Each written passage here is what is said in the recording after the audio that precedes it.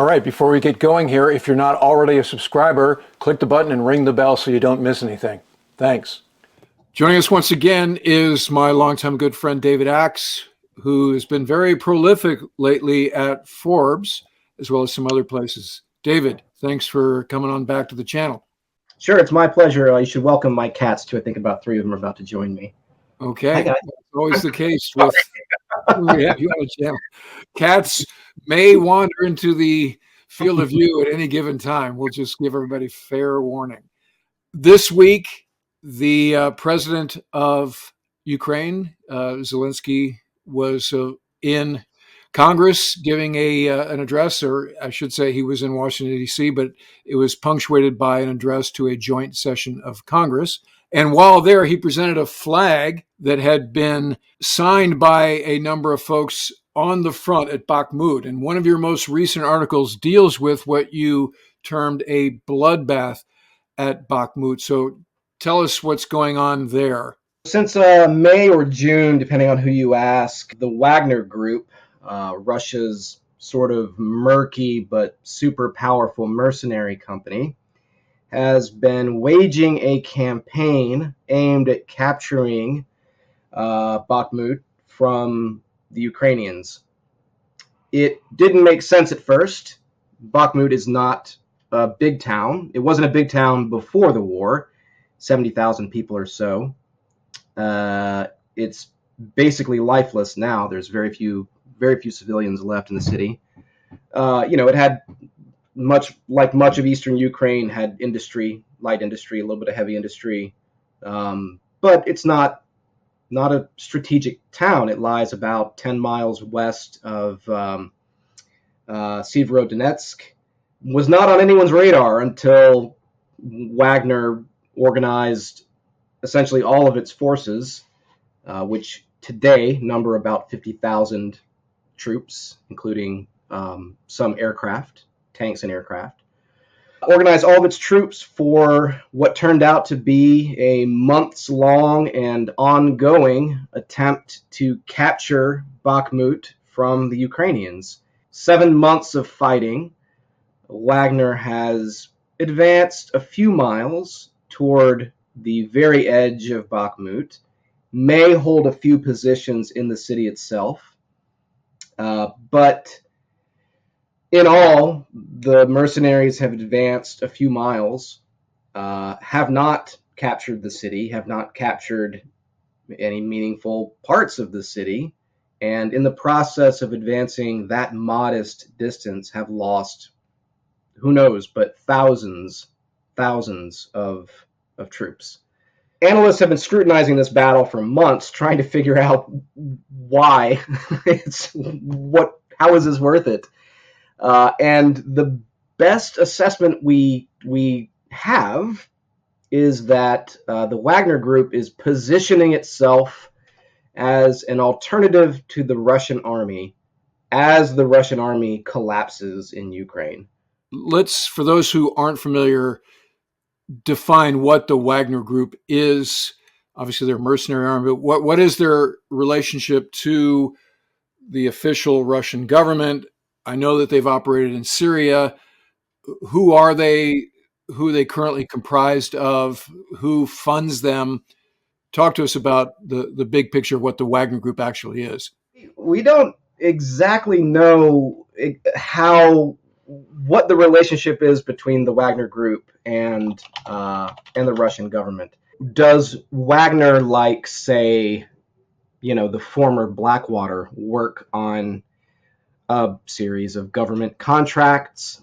I don't know. Money is definitely changing hands, but how much and by what legal mechanism and exactly who is benefiting the most is very difficult to say. There's some very curious clues about the extremely close integration of Wagner and the formal Russian military establishment. And the Air Force is indicative of that curious relationship. So we know that Wagner is flying warplanes. We know this because The Ukrainians have shot down at least 3 of them, 2 Su-25s and an Su-24, and has captured one of the pilots, an Su-25 pilot, killed the rest, and recovered the bodies and the pilot's identification. So we know who these pilots were. They were retired, and they were on contract. Russian media, in many cases, has followed up. State media has followed up on these casualties. So they were on contract with Wagner. They were retired Air Force pilots who got recruited to return to service. The contract seemed to be like $3,000 a month, fighting under the Wagner umbrella for Russia. To be clear, because we've talked about Australians who used to be Marine Corps Harrier pilots who are working for China. When you say retired pilots, you mean retired Russian Air Force pilots. Right. But what's weird is they're flying active Russian aircraft. They're flying Su-25s and Su-24s that are on the active rolls of the Russian Air Force. Wagner seems to be putting its pilots who are on its payroll and who are flying in support of its ground forces that are themselves fighting a campaign that seems mostly to benefit Wagner. That is to say, offers Wagner the prospect of PR benefit. So these pilots are flying Russian government aircraft in support of this Wagner campaign. It's very curious, and I don't have the answer. I can't tell you why the key decision makers in the Russian government would allow that, and what the grand scheme, what the grand plan here. It's clear what Prigozhin, what's his first name, the chief financier of Wagner, Yevgeny, he just wants to get rich and powerful. That makes sense, and he wants Wagner to be the Russian army in a sense, or a viable alternative to the Russian army, while also being a semi-commercial enterprise, which is a kind of relationship we don't see in the developed world a whole lot.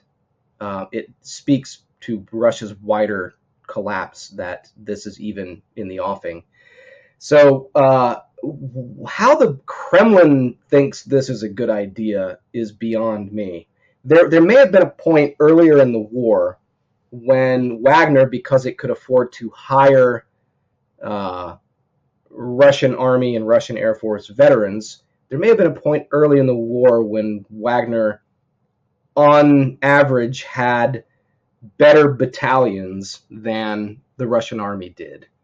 That is no longer the case. Wagner ran out of good troops this summer, and at the same time that Russia began forcibly enlisting 300,000 mostly middle-aged and unfit men in order to make good its own losses in Ukraine. At the same time, Wagner began recruiting prisoners to fill out its own ranks and make good its own losses.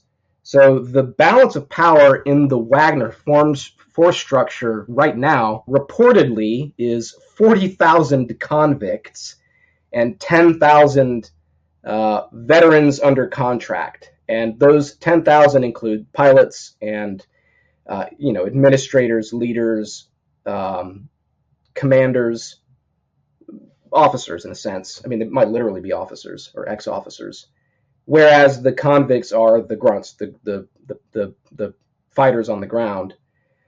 And these convicts have received almost no training, almost no equipment, and are dying almost as fast as they arrive in Bakhmut. One of President Zelensky's key points during his remarks in front of Congress was, hey, thanks for the artillery, we need more, because the Russians have more artillery. Some of your reporting talked about the nature of Russia's use of that artillery that sort of mitigates their ability to use their superior numbers. Talk to us about that. Russia went to war in Ukraine with about 6,000 multiple launch rocket systems and big tube artillery pieces. Ukraine went to war with 3,000. Both sides have lost hundreds of artillery pieces. Russia has lost twice as much as Ukraine. Ukraine has made good some of its losses by inducting a few hundred howitzers and launchers from NATO, donated by NATO, and Russia's pulled its own replacement equipment out of storage. Anyhow, point being, 2-to-1 advantage for Russia in artillery. It's one thing to have a bunch of artillery, it's another to use it well. The key with artillery is targeting, right? You got to spot targets that might be hidden or moving, and you need to shoot at them. You need to figure out where your shells have landed or your rockets, and then you need to correct that fire in order to zero in on the target and then fire for effect. Going into the war, it seemed that Russia had the superior fire control system because the Soviet and then Russian army spent decades refining a system whereby forward spotters on the ground, aided eventually by drones, but for a long time by battlefield radars, aerial reconnaissance, would spot targets, would relay that information via radio to eventually to either an artillery brigade or to artillery that typically is organic to a Soviet or Russian battalion. So the Russians seem to have developed what seemed to be a highly effective, very fast, very accurate fire control system. And in eastern Ukraine in 2014 and 2015, where the intensity of the fighting, it was pretty high locally, but that was a smaller campaign than what we're seeing now. Anyhow, in that smaller campaign, this artillery fire control system on the Russian side seemed to work really well. The Ukrainians were terrified of it. You would hear reports of some Ukrainian brigade would be massing forces for an attack. A Russian Orlan drone would appear overhead. It's sort of a small, lightweight, single-engine, short-range drone would appear overhead. And then minutes later, Russian shells would rain down on the Ukrainians and disrupt everything and kill a bunch of people and blow up stuff. So the Ukrainians were terrified of this fire control system. Flash forward 8 years. In those intervening 8 years, the Ukrainians, motivated by how effective that fire control system appeared to be, copied it and actually did better and created their own fire control system that today is more effective than Russia's. Russia's, meanwhile, proved that it could not scale. So when the Russian army invaded eastern Ukraine on a much larger scale than it had 8 years prior, so the current war being so much bigger, proved that fire control system had some fundamental flaws. What we're seeing in Ukraine is that the Russians still have more artillery and definitely fire more shells and rockets, but they often fire them at nothing. So they just blow up empty grid squares. And that has obvious implications for logistics. I mean, the Russian army is struggling to supply these guns even when they're doing a good job. And now they're just, the massive effort to feed shells into artillery battalions that are blowing up nothing. Okay, so the main reason, in my view, that the Russian fire control system is failing, whereas the Ukrainian one is succeeding, has less to do actually with technology than it does with leadership. So the Russian army, much like the Soviet army, is still very centralized. And fire missions for artillery, despite the fact that Russian battalions often include their own artillery, despite this, targets come from much higher echelons than a battalion. Targets are coming from army, division, and brigade, and nobody's shooting at. Battalions aren't picking their own targets and shooting at them. Brigades are, divisions are, and the Russian ethos of command is so inflexible and so centralized that a Russian battery will only shoot at targets that its much higher echelon has told it to shoot at, and won't stop shooting at them at those targets until they're told to stop. So you can imagine in the heat of battle, army from 200 miles away sends you coordinates of a Ukrainian brigade and says, shell them, and you shell them. Electronic warfare, weather, the chaos of battle, something interferes with your communications, or brigade or division doesn't have better information. And so you don't get any fresh orders from division, and hours later you're still lobbing shells at the same coordinates. We know this because, and this is part of your reporting as well, and keep me honest here, somehow we came into possession of a letter from a Russian infantry guy who was complaining to, I don't know, his mom or something, that not only were they shelling empty grid squares, they were shelling their own forces. And because of the inflexibility you're talking about, there was no way to stop that once it started. In NATO style armies, in the U.S. Army and in the Ukrainian Army, which increasingly is trained by NATO, responsibility for making decisions on the battlefield level like that, they devolve down to junior leaders. So the battery commander in a Ukrainian artillery battalion, once he realizes he's no longer shooting at a viable target, is going to stop. And he's going to be rewarded for stopping. His commanders will congratulate him. He'll be promoted. He blows up a bunch of Russians. He gets a medal if he did it on his own initiative. There's incentives in Western style armies for the leaders closest to the fight to make decisions that are consistent with the operation's goals, and also with preserving their own force. And there's obviously a balance between those two things. But those same incentives do not exist in Russian military culture.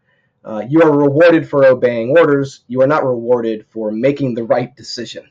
So and we call that mission command. And it's the central tenet of how the U.S. Army trains its junior leaders, and how NATO trains its junior leaders, and now how Ukraine trains its junior leaders. The other part of your reporting was about the tank battle, and you profiled how the Ukrainians have modified very old tanks from the 50s, and also there seems to be a concentration of, I don't know if they're the latest generation Russian tanks. Talk to us about how the tank battle is unfolding here. So in the late 90s, the Slovenian army paid an Israeli firm and a Slovenian firm to take 30 or so of these old T-55s apart and rebuild them with new engines, with a new gun, a British 105 millimeter L7, I think it's called. Slovenia donated them to Ukraine, and they might be the oldest tanks in the Ukraine war, but they are very deeply upgraded, and that gun is a good gun.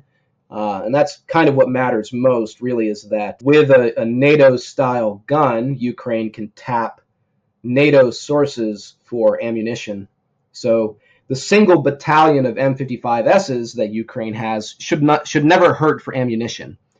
Whereas Ukraine has captured several dozen old Russian T-62s that, while slightly older or slightly newer than the at least the hulls of these M55Ss, use a 115 millimeter gun that is unique in the Ukraine war.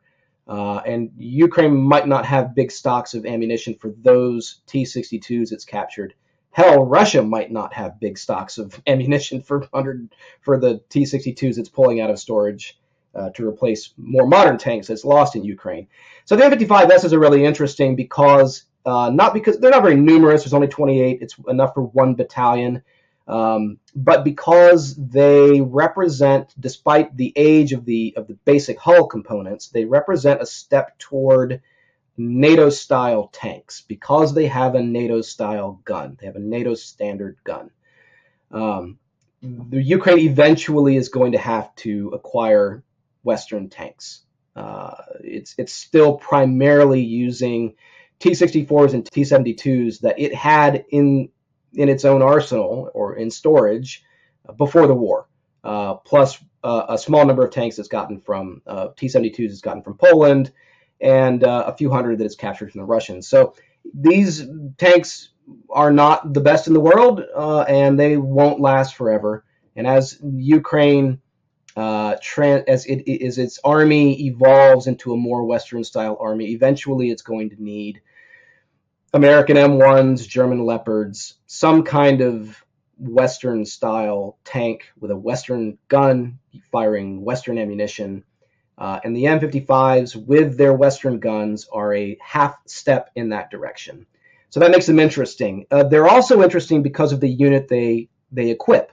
47th Assault Brigade, I believe it is. This is a new unit that formed back in the spring as a battalion. It's one of its organizers actually is a famous Ukrainian author and veteran. But the brigade also has sort of gone out of its way to sell itself as a NATO-style brigade that has a very strong NCO. It's all volunteer. It has a strong NCO core. The brigade claims that its ethos empowers junior leaders, more than any other brigade. A lot of its members were NATO trained, and it seems to have a lot of, or almost entirely, donated NATO equipment. But you also mentioned the Russians concentrating their best tanks in Svatove, which is north of Bakhmut, in eastern Ukraine. That town matters because it's on the road to Severodonetsk. So, and that's a city in Donetsk Oblast that the Russians captured in July. It's one of the bigger cities in eastern in Donbass. It's currently in Russian hands. The Ukrainians won it back. To get to Severodonetsk, the Ukrainian army has got to roll through Svatove. So the Russians have apparently, based on some social media hints and clues, packed a couple battalions of T-90s into Svatove in an effort to block the Ukrainians. So that is Russia's most modern tank, the T-90M, roughly equivalent to an American M1. Although I would never take a Russian tank over an American tank, but anyway, it's new. The Russians don't have a ton of these tanks. They had 600 going into the war. 200 of them were in storage, though, and the Russians tend to store tanks out in the open, and also the moment they go into storage, somebody steals all the electronics and optics off them to sell on the black market. In other words, the Russians went into Ukraine with 400 of their best tanks. Since then, the Russians have lost 30 or 40 of them to the Ukrainians, some of which the Ukrainians captured and now are using against the Russians. And they appear to have concentrated at least 50 of them in Svatove. The Ukrainians' Eastern Command has assigned the 92nd Mechanized Brigade to take Svatove as it pushes farther south, and that's one of Ukraine's better brigades. It's been in the Kharkiv area the entire war, has won a series of battles, helped defend the city, Kharkiv, which the Russians, despite it being 25 miles from the Russian border, the Russians never captured. Now it's on the offensive, and it's a tough brigade to stop. It's a heavy brigade, lots of T-64s, lots of artillery, a lot of battle-hardened troops, and clearly the Russians are worried about that brigade, and they're shoveling T-90s into the sector in an effort to stop that brigade. Another bit of breaking news from President Zelensky's visit is the fact that we're giving them Patriots. Let's bring up the Institute for the Study of War big picture map here. The light blue areas here are where Ukrainians have advanced. The hatched red are the areas that Russians already had in their possession before this phase of the war. As you point out rightly in your writings, the war started in 2014 with the invasion of Crimea. This is just the next phase of it. So what's new after February 23rd, 2022 is the areas in red here. This has been the order of battle since October, right? Yeah. Do we think that Patriot will alter the shape of this map? So bombarding cities and terrorizing civilians is half of Russia's strategy for winning this war. Now, I should be very clear about something. That's not a winning strategy. It never has been. No one has ever won a war by bombing civilians. So, yeah. That was kind of our air campaign in World War II, right? That's not why we won. It certainly didn't work. But whether it's going to work or not, that seems to be the strategy. And what I draw our viewers' attention to, when you go to Forbes and you read David's articles, you also have a fairly erudite readership there, and also very stridently opinionated. So some of your commenters have basically said, hey, here's what's up. This Russia campaign of countercultural, counter citizenry is what they're going to do in the weeks to come. And it's going to completely shut down heat, light, power. And what Putin's hope is he'll break the will of the people and they'll rise up and basically tell Zelensky he's got to capitulate, right? That's the strategy. Now, to your point, that's never won a war, but that's what seems to be the strategy. So the only hope they have of making that ineffective seems to be Patriot. You really want to bend the arc of this thing. Every major city in Ukraine needs a Patriot battery, better radars, better depth of defenses. So let's say 2 Patriot batteries. I mean, Ukraine's a big place, lots of cities, and you've really got to defend them all if you want to fight the Russian this population-centric Russian campaign where they hope to end the war by scaring everyday Ukrainians. Again, it's not going to work. But if you want to counter that dynamic, then you've got to protect all of these cities. You've got to protect Odessa. You've got to protect Kharkiv. You've got to protect Lviv. You've got to protect Kyiv. I mean, so yeah, 1 Patriot battery is nice, but it's only a start. As you demonstrate with over the long haul with the stuff you've been writing about, is the information is episodic, and you do the forensics very well in terms of, okay, this letter, this wreckage found, this report. And in one case, we got an example of how unorthodox the personnel manning the jets is, because we and this happened a while ago, that a guy about my age was shot down over Snake Island for flying what was an Su-24, and this just came to light, his profile. So who was this guy, and what happened there? Right. This guy's really interesting. So he's a Ukrainian. He was a Ukrainian pilot, and he died in late June, along with his co-pilot, somewhere over the Black Sea. Ukraine went to war with about 125 fast jets, mostly MiG-29s, also some Su-27s, some Su-24s, some Su-25s. Not a lot of aircraft, and not a single one of them was any newer than 31 years. Ukraine got its last new jets from the Soviet Union in 1991. And that was some MiG-29. That was the last new fighter jet, tactical airplane that Ukraine ever got. So Ukrainian Air Force was hugely outgunned by the Russian Air Force in February. Russians could bring to bear hundreds of modern fighters and bombers against Ukraine's 125 very, very old aircraft. But airframes, it turns out, is not really Ukraine's biggest problem.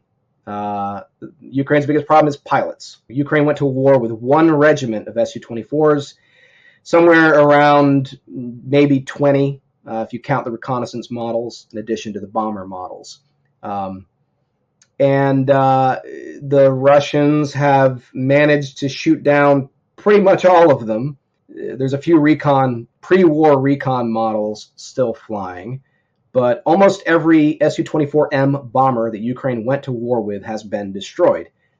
Fortunately for the Ukrainians, they inherited from the Soviets in 1991 many hundreds more aircraft than they actually needed. So all these extra planes went into storage. Ukraine in 1991 took over something like 200 ex-Soviet Su-24s. Again, went to war back in February with maybe 20. So those 180 extra Su-24s are out there somewhere. Most of them have rusted away to nothing or have been stripped for parts. But the best reporting that I've seen on Su-24s in Ukraine indicates that about 50 or 60 total airframes were recoverable or in active service before the war. So if Ukraine had 20 to start with and has lost most of those, it can still tap enough grounded but recoverable airframes to completely rebuild that regiment a couple times, which it has done. But what about pilots? It's tough for the Ukrainian Air Force to keep pilots in cockpits. So we've seen story after story of old retired Ukrainian Air Force pilots coming back into service and going to war. The Russian threat has sort of motivated a lot of these old guys to come back to service. I'm sure the pay is still pretty bad, and obviously it's a lot more dangerous than it was 10 months ago. But it's a crisis, and the story of our friend Carroll is illustrative, I think, of this crisis. It's both a story of heroism, and it's very inspiring, but it points to a big problem. So he was a frontline Soviet bomber pilot in the 1980s. As a young man, he flew in the Afghanistan war for the Soviets.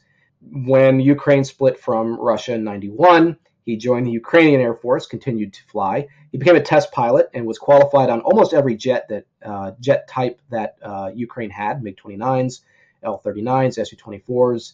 But he retired before 2014 and was working for a Ukrainian airline. When Russia invaded in 2014, Mikhailo returned to service as a contractor working for a MiG-29 brigade up around Kyiv. That was sort of his status in February when the Russians attacked. Actually, he lived in Bucha, so he was sort of eyewitness to some of the worst Russian atrocities this spring. He made the decision to take a more active role.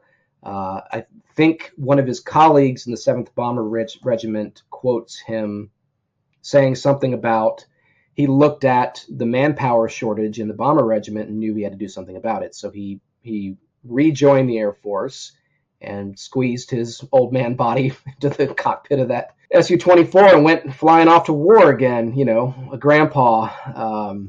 Sadly, may have been one of the last Ukrainian casualties of the Snake Island campaign. So Russia seized Snake Island in the western Black Sea back in February, helped to control the shipping lanes from Odessa out of the Black Sea.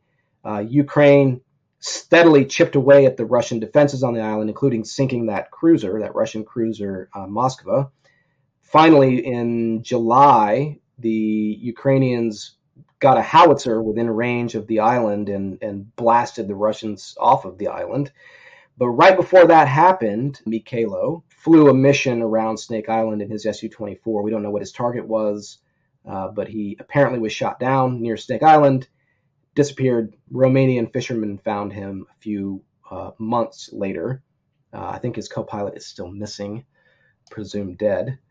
And it's a big story in Ukraine, big obituaries in various media, and it's inspiring. This grandfather who returned to service to fight for his country, but it also speaks to a manpower crisis that is going to get worse before it gets better. If your bomber regiment is counting on 61-year-old retirees to fill its cockpits, you've got a problem. So I don't know that the 7th Bomber Regiment is ever going to run out of bombers, despite how many of them the Russians are shooting down. But it may very well run out of air crews. The pool of reservists will run out eventually, and Ukraine is going to have to train brand new young pilots and do so at great risk. So, David, we'll keep looking for your writing at Forbes. And as always, it's great to get your perspective on the war in Ukraine, and we look forward to having you on the channel again very soon. My pleasure, Ward. And that's going to do it for this episode. If you'd like to help support the channel, please consider using the super thanks, the heart icon below, or become a patron at patreon.com/WardCarroll. And check the links below for channel merch, including our Slava Ukraini t-shirts and mugs. All profits go to the Return Alive Foundation that support the Ukrainian military with things like night vision devices and first aid kits. To date, thanks to your support, we've raised over $25,000 for the Return Alive Foundation. And in the meantime, I look forward to talking to you again very soon.